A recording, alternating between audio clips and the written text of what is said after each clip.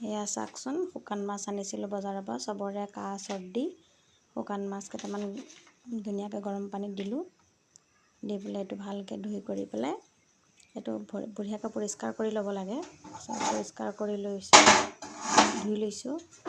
আপোনালোকৰো চৰ্দি কাহ হ'লে ঔষধ খোৱাৰ আগতে যে এইটো খুৱাই চাবচোন, পোৱালি হওক ডাঙৰ হওক, বহুত সোনকালে ভাল হৈ যায়। আমাৰ ঔষধ নোখোৱাকৈ মানে ভাল হৈ গ'ল এইটো খোৱাৰ পিছত।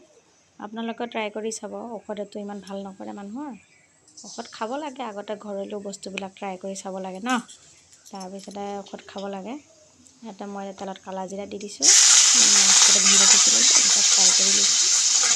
লৈ পেলাই এইটো ভালকৈ ফ্ৰাই কৰি লৈ, আগতেতো আমাৰ আইতাহঁতে ককাহঁতে এইবিলাক ঔষধ নোখোৱাৰ কাৰণেতো ইমান ধুনীয়াকৈ 100 বছৰ জীয়াই আছে। এইটো 40-50 তাৰ ওপৰতো জীয়াই নাথাকে মানুহ।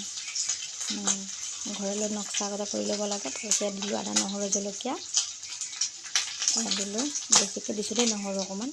নহৰু এনেও শৰীৰৰ কাৰণে বহুত ভাল। পিঁয়াজ দিলোঁ, এইটো বহুত ভালকৈ অলপ ফ্ৰাই কৰাৰ পিছত টমেটো দি দিম।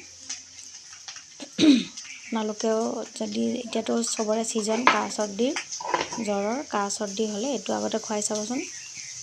এইটো ঔষধ খোৱাৰ লগে লগে এইটোও খাব, খাই চাব। বহুত আৰাম পাইছে আমাৰ বাবুৱে খাই লৈ পেলাই।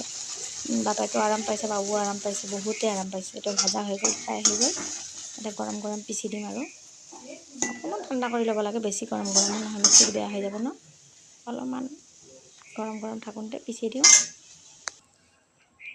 এয়া পিচিব ধৰিছোঁ আৰু এয়া আমাৰ চাটনি ৰেডি শুকান মাছৰ।